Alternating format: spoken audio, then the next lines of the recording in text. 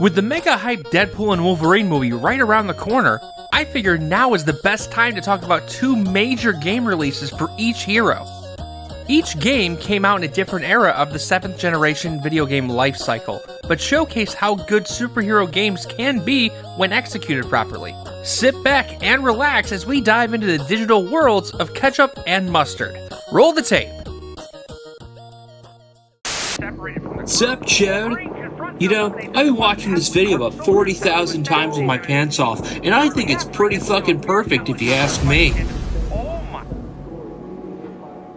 I mean, yeah, I guess Disney wants us to do a director's cut or something to promote their upcoming indie film. I guess nobody's really heard of it, and it's the first movie that these actors have ever been in. Anyway, enjoy the Wolverine Deadpool director's cut. Make sure to comment how sexy my sweet abs are.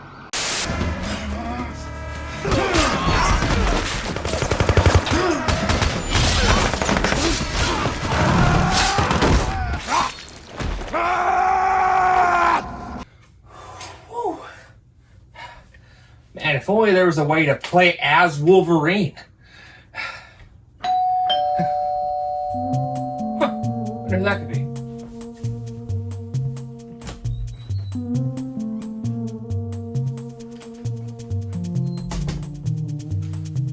Nostalgia Road, I hear you're looking for a way to transform into one of your favorite superheroes. Meet me at the following address 9 p.m. tonight, and your dream will come true. Oh boy! I can't believe this is actually happening!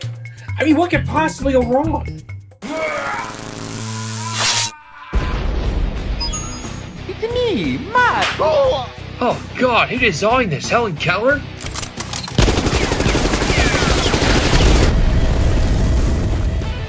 Now we're ready to fuck shit up.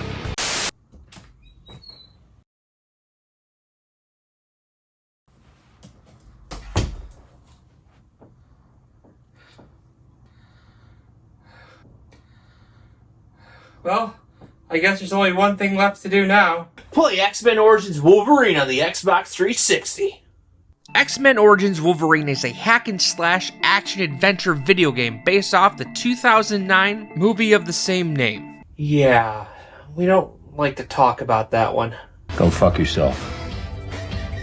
Something I find interesting is that the ESRB rating for the game varies by platform. The non-Nintendo console and PC versions, known as the Uncaged Edition, received a mature 17+ rating due to the graphic violence, allowing players to fully experience Wolverine's brutal abilities. The Nintendo DS version, with its toned-down violence and reduced graphics, was rated everyone 10 and up. Meanwhile, the Wii, PlayStation 2, and PlayStation Portable versions received a teen rating, featuring standard superhero violence in line with the PG-13 film. X-Men Origins Wolverine Uncaged Edition specifically takes inspiration from games like God of War and Devil May Cry, featuring a third-person point of view. Players can defeat enemies in various ways, showcasing Wolverine's impressive healing abilities. The combat system offers 3 main options: light attacks, heavy attacks, and grabs. Additionally, Wolverine can perform a lunge to swiftly approach enemies. This is something I mainly use throughout my gameplay. Environmental elements can also be used strategically. Damn, the Uncaged Edition really does have some gnarly blood and gore. As Wolverine fights, his rage meter fills up, enabling him to execute powerful moves like the Claw Spin and Berserker mode, which boosts his claw strengths temporarily. Players will earn XP by defeating enemies, destroying objects, and collecting items. These XP points will help level up Wolverine, earning skill points that can be used to purchase upgrades. You know, your typical upgradable hack-and-slash adventure. Hold on, before we continue, I need to go take a massive shit.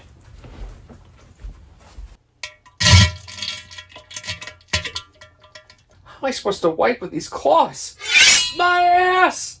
It hurts! The game's main narrative begins in Africa, chronicling the climactic final mission of Team X, a covert operations unit led by the ruthless Colonel William Stryker. This elite team comprises formidable soldiers, each possessing unique abilities. Logan, also known as Wolverine, his equally ferocious brother Victor Creed, who also goes by the name Sabretooth, the sharp-tongued and lethal Wade Wilson, the teleporting Don Wraith, played by Will.I.Am, and the cold-blooded marksman Nord.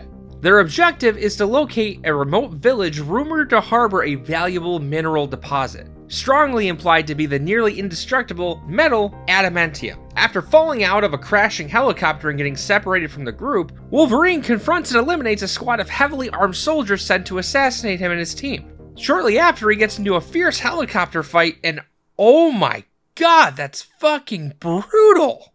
Man, they really milked the M rating on this. Go fuck yourself. Traversing through the dense jungles and navigating the corridors of ancient temples, Team X encounters fierce resistance from mercenaries and mutants, all determined to protect the village's secret. The team's journey is marked by intense combat and ruthless efficiency, as they systematically eliminate all opposition. However, their CIA liaison, Raven, is horrified by Stryker's willingness to harm innocent villagers to achieve his goal. When she protests, Stryker coldly orders her termination, and Wraith seemingly complies. Eventually, Team X reaches the elusive village, but the villagers refuse to cooperate with Stryker's demands. In a brutal show of force, Stryker threatens their lives, prompting Logan to turn against his teammates in a desperate bid to protect the innocent. However, Logan is overpowered and knocked unconscious before he can prevent the massacre that ensues, cementing a deep sense of guilt and anger within him. 3 years later, the once unified Team X has disbanded, and Logan has sought refuge in the peaceful wilderness of Canada, where he lives a tranquil life with his girlfriend Kayla Silverfox. This peace is then shattered when Victor Creed's estranged brother unexpectedly confronts him at a bar. A fierce battle ensues, with Creed emerging victorious, shattering Logan's bone claws and leaving him unconscious. When Logan regains consciousness, he finds Kayla's lifeless body, which plunges him into a deep well of rage and sorrow. Sounds like a typical Tuesday night for me. Colonel Stryker then appears from the shadows, informing Logan that Creed has been systematically hunting down their former comrades in revenge for Stryker dismissing him from the team. He offers Logan a chance at vengeance through a radical procedure that would bond him with the indestructible metal that we found earlier, adamantium, making him virtually invincible. Driven by his desire for retribution, Logan agrees to the procedure. However, upon its completion, he overhears Stryker ordering for his termination. You're fired. Enraged by this, Logan breaks out of the Akali Lake facility, leaving a trail of destruction as he kills many of Stryker's men, including his former partner Nord. Before continuing on his quest, Wolverine then decides to pick a fight with his greatest foe, himself? The game includes bonus stages which you gain access to by finding Wolverine statues throughout the game. Upon completing these stages, you'll unlock classic Wolverine costumes, including this sick comic book accurate outfit. How do I look, huh? Go fuck yourself. Determined to find Wraith, Logan ventures to Project Wide Awake, a top-secret facility dedicated to the creation of mutant-hunting Sentinel robots. This is a major plot difference from the movie. The Sentinels are not mentioned at all in the movie, which is unfortunate because it's a really awesome addition to the game. They did actually use the Sentinels later on in Days of Future Past, and my god, what a masterpiece. At Project Wide Awake, he encounters Raven, who reveals her true identity as a mutant shapeshifter. She also explains that Wraith helped her fake her death years prior, and the two have been in a clandestine relationship ever since. Raven then leads Logan through the facility where they confront the Sentinel's creator, Boulevard Trask. After a tense standoff, Logan severs Trask's hand to use his handprint to access Wraith's prison, ultimately rescuing him and destroying a massive Sentinel prototype in the process. This might not be the last time we fight a Sentinel. We make our way to the top of the facility, and what do you know? I was right. We end up fighting the real deal. For the first time in the game, this, right here, feels like a boss battle. Finally, I get to fight a Sentinel. A motherfucking Sentinel! If this whole chapter and boss fight was in the original movie, it would have been almost a good X-Men movie. The main objective is to take out the Sentinel's power cords located on its feet, all while avoiding his feet attacks. After doing all of that and draining its health to about halfway, the Sentinel decides that it's time to peace the fuck out. Thankfully, we hitched a ride and end up sending it back to the ground in one of the most epic parts of this whole fucking game. While dodging incoming Sentinel debris, we latch onto its jetpacks and claw our way to victory as it crashes to the fucking ground. Wraith then directs Logan to find Fred Dukes, also known as the Blob, another former team member who has significantly changed in appearance since we last saw him. I said the Blob, not me. Sickos. This is another part where the game slightly differs from the movie as we find him in a grocery store instead of a boxing ring. Now, to put a boss fight right after probably one of the best boss fights in the game was bold, and it doesn't really pay off, unfortunately. Now, to be fair, this fight scene is funny as hell, even if it does branch away from the movie counterpart. The main objective, to stop the Blob in order to get information on where Stryker and Creed are, is to jump onto him as he's stunned and steer him into different grocery aisles. Is it challenging? No. Is it funny as fuck? Yes. As much as I don't love this boss fight in terms of difficulty, it is a fun intermission from the Sentinel battle into the next level. After that comic relief of a fight, Duke reveals information about the island, a notorious prison where mutants are captured by Creed and held for Stryker's experiments. He also mentions Remy LeBeau, also known as Gambit, who is the only mutant to have ever escaped the island. He says that Gambit is currently hiding out at a casino in New Orleans. So Logan tracks him down, but their initial encounter turns hostile as Gambit mistakes Logan for one of Stryker's agents, starting a long chase throughout the casino. While this is going on, Sabretooth or Creed also ambushes and kills Wraith, further fueling Logan's quest for vengeance. Gambit's boss fight takes place throughout the casino. It's pretty much a game of cat and mouse. God damn, these boss fights are actually a ton of fun to play. Convinced of Logan's intentions, Remy agrees to take him to Stryker's island base, leading into what I feel is a very rushed final act. Another thing about this game is that it's very short. It took me about 5.5 hours to complete the main game while doing all the bonus levels. And that's when they pretty much created 2 new additions to the story just to add more gameplay. All the other chapters seem very long, which is great because the gameplay is fantastic. In my opinion, they really should have added the Sentinel battle at the end, or at least towards the end in this level before the last boss fight. Upon arrival, Logan confronts Stryker and uncovers a devastating truth. Kayla is not only alive, but is also a mutant with the ability to manipulate others through persuasion. Her apparent death had all been a carefully orchestrated ruse to manipulate Logan into volunteering for the Weapon X program, allowing for Stryker to harvest his DNA for his experiments. It is also here where Stryker's ultimate plan is revealed, to transform the Merc with a mouth Wade Wilson into Weapon 11. How dare they do that? Heartbroken and betrayed, Logan initially agrees to Stryker's offer to erase his memory, hoping to escape the pain of his past. However, he changes his mind when Creed takes Kayla hostage. Logan confronts Creed once more, defeating him but sparing his life as Kayla's pleading. Kayla then leaves to rescue her sister, who's been held captive by Stryker to ensure Kayla's compliance. During all of this, Stryker activates Weapon 11 and sends him to eliminate Logan. I did not see that coming. And here's what I was talking about earlier. For the final boss fight of this game, it was too easy. Once you fight and drain his health bar faster than you can say what the fuck happened to Deadpool, Stryker finally figured out how to shut you up. the fight goes to the familiar location in the movie. And like most tradition with boss fights in this game and other games, Deadpool has 3 phases total, each more devastating than the last? Yeah, they're not really that hard. And it just feels like each phase is the same and just being used to prolong what would have been a short boss battle. All we really need to do is just spam him with our special moves and we're done. Despite the formidable powers of Weapon 11, Logan emerges victorious after a lackluster battle, destroying the abomination created by Stryker and 20th Century Fox. Go fuck yourself. Creed, who having recovered, then parts ways with Logan, acknowledging that they are both inherently killers. Logan then finds Kayla gravely wounded and near death. Seizing the opportunity, Stryker shoots Logan in the head with an adamantium bullet, erasing all of his memories. And with her dying breath, Kayla compels Stryker to walk until his feet bleed. Then saying a tearful goodbye to Logan, she drowns herself in a nearby lake? What the fuck? This didn't happen in the movie, is this right? Shit, I guess it is. Anyways, Logan heals from the gunshot wound and awakens with no recollection of his past, aimless and alone. The epilogue, set in the same dystopian time frame as the prologue, Trask has captured Logan and replaced his severed hand with a lifelike robotic prosthetic. Logan, fueled by his unyielding will, breaks free of his chains, forcing Trask to flee. As an army of Sentinels ravages a ruined city in the distance, Logan stands resolute, quipping, This world may be broken, and I've got just the tools to fix it. We're about to get your channel demonetized. go fuck yourself.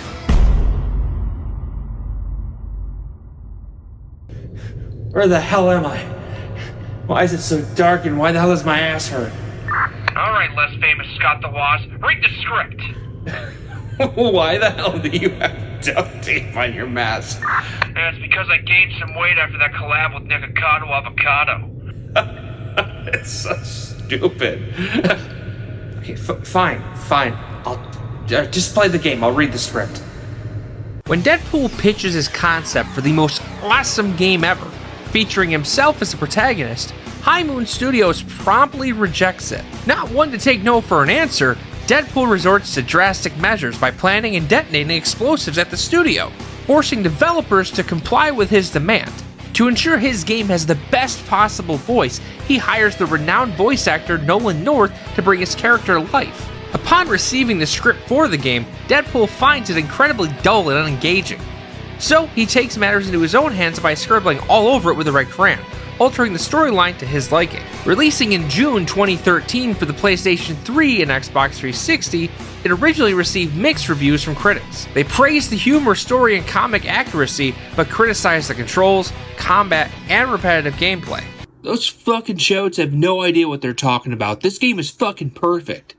Wait a second, why does this controller have ass cheeks? Come on, you know you tap that. In the game's defense, though, it did launch at a lower price point for most new games at that time at $40. Remember, that was before this handsome fella became a household name playing me. Deadpool really wasn't well known to be a public figure like he is today. To coincide with the first movie's release in 2016, the game was ported to Xbox One and PS4. So is the game any good? Let's find out. What do you mean, is it any good? This game's like a fucking masterpiece. Buckle up, bitch. I'm about to make your nipples pop out of your shirt, you chode. The game begins with Deadpool embarking on a mission to assassinate the corrupt media mogul Chance White. Who the hell cares? Let's just get to the titties. With a flair for the dramatic, Deadpool slaughters White's mercenaries with ruthless efficiency, showcasing his combat skills and irrelevant humor that we've all grown to love. He eventually confronts White, tackling him out of a penthouse window. Both plummet into the sewers below, and Deadpool, in his usual over-the-top fashion, decides to blow the game's budget by replaying the scene multiple times for his amusement. Nice going on that, by the way. Thanks. Something I really enjoyed about this game is the variation of combat. You can play this game as a normal hack-and-slash adventure, or use Deadpool's favorite toys, guns. This helps keep the game fresh if you like mixing up your playstyle. Despite Deadpool's antics, White manages to escape, aided by the Marauders, a group of Sinister's mercenaries. Deadpool is determined to catch him and sets off in pursuit. Along his journey, he encounters numerous glitches as a direct result of his earlier budget-blowing exploits. Frustrated with these technical issues, Deadpool reportedly contacts High Noon Studios using a mix of coercion and bribery to ensure they continue working on the game. I learned that one from EA. EA Sports. It's in the fucking game, bitch! During his pursuit, Deadpool faces off against Arclight, a powerful member of the Marauders, and after a fierce battle, he defeats her. Deadpool then tracks White to a meeting with Mr. Sinister, a formidable and sinister antagonist with grand plans. See what I did there? Because his name is Sinister? Yes, I see. Okay, I got it. Now can I please continue reading your script? Go on, chode.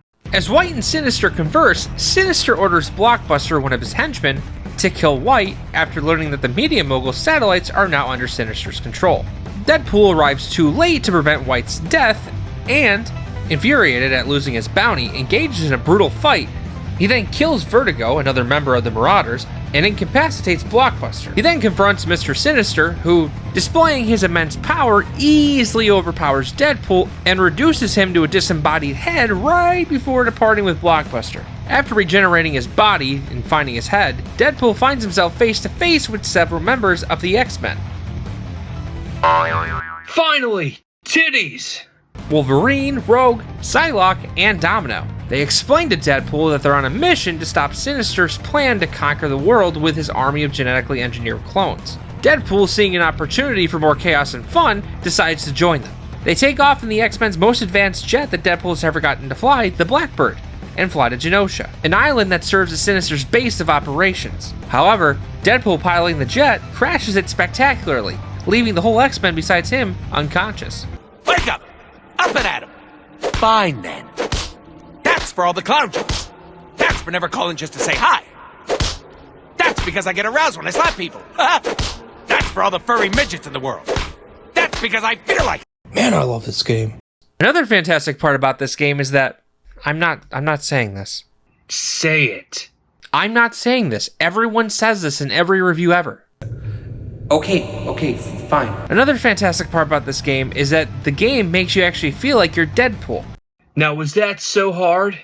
Exploring the ruins of Genosha, Deadpool encounters Cable, a time-traveling mutant who has come from the future to prevent Sinister's plan. Threatens to cause global catastrophes. Cable's serious and detailed explanation of the impending doom bores Deadpool, who abruptly ends the conversation by shooting himself in the head. And I learned that one from Courtney Love. When Deadpool regains consciousness, he finds the note from Cable urging him to hurry, teasing him with the prospect of meeting an incredibly large-breasted fangirl. Motivated by this tantalizing promise, Deadpool rushes to find Cable, only to discover that there is no fangirl. Total boner kill! Cable then reveals that a security tower is emitting a signal that is keeping the X-Men unconscious. Deadpool infiltrates the tower and discovers Sinister wired to it, controlling the signal. He messes with the controls, ultimately destroying the tower and seemingly killing Sinister. Fuck yeah, take that, you Sinister shitbag. Only to realize that it was just another clone. Wait a second. If Sinister can make clones of himself like this, does this mean he's tried... You know. Cable then realizes the only way to convince and motivate Deadpool is to entice him with food and girls. He then tells Deadpool to continue helping by telling him that his favorite taco restaurant will be destroyed if Sinister's plan comes to fruition. No chode is gonna take away my tacos. Side note, why the fuck doesn't Taco Bell offer chimichangas? It doesn't make any sense. Eager to save his beloved tacos, Deadpool repurposes a Sentinel boot into a makeshift flying machine to reach Magneto's Citadel. After a few hops to places he's already been, he then crashes into Rogue midair, who in this game can fly. They crash land into an old mutant prison where Blockbuster kidnaps Rogue, spurring Deadpool to rescue her while also planning to seduce her. That's kinda like how I seduced your mom. During his mission, he spots Sinister and kills him, only to find out once again that it was another clone. Eventually, Deadpool manages to defeat Blockbuster and rescue Rogue, who, in the process of healing herself, absorbs Deadpool's regenerative powers through a kiss, temporarily weakening him. As Rogue is fighting off Sinister soldiers, Deadpool has a brief and comical near-death experience when his dog, Mr. Schnuggums, returns a grenade he had thrown, resulting in an explosion that temporarily kills him. Much like my dog in real life. Maddie, help. Maddie, help me. Help me, Maddie. In the afterlife, Deadpool is reunited with his lover, Death, who reveals that Sinister has been desecrating mutant graves to harvest their DNA. He asks for Deadpool's help in freeing the tormented mutant souls so they can finally find peace. Reviving himself once more, Deadpool finds himself in Genosha's catacombs, where he must assist Cable in defeating Sinister's forces. He then embarks on a surreal spirit quest to retrieve 3 souls for Death. Sending him throughout the labyrinth that is the catacombs, each soul is a different side quest, from a River of Love first-person shooter to a 2.5D platformer. Once successful, the catacombs collapse, effectively derailing Sinister's plans. Returning to the surface, Deadpool reunites with Wolverine and proceeds to Magneto's Citadel, where he battles and kills Sinister's remaining soldiers, including more clones of the Marauders and even Sinister himself. The X-Men arrive to provide backup, but Sinister easily overpowers them. In a dramatic and final move, Deadpool crushes Sinister with a Sentinel bot, confirming with Cable that this was the real Sinister. With the threat finally neutralized, Deadpool triumphantly calls for the end credits. Roll the fucking credits, chode. Okay, I will. Also, put some clothes back on. That's disgusting. As the credits roll, Deadpool revels in the success and sheer entertainment value of his game. He engages in a conversation with a representative from High Noon Studios, who admits that the budget wasn't actually blown. Ever the anarchist, Deadpool ensures that the budget is truly exhausted by triggering multiple explosions during the credits, ending the game on a high note of chaotic glee. I can really see why this game got some of the flack that it did. On the surface, the game is a lot of fun, but it only took me a little over 5 hours to complete it. It feels like as soon as I got settled into the game mechanics and humor, the ride ended. But, even with all those issues, I still had a blast playing it. Deadpool and the writing had me laughing out loud more often than not. This is also a great first lead Deadpool video game outing, and I hope we get more in the future. Well, that's enough for me for one day. You. Shut the fuck up. Next time on Nostalgia Pool, we're going to talk about which one is better, Superman 64 or Metal Gear Survive. See you next time, virgins!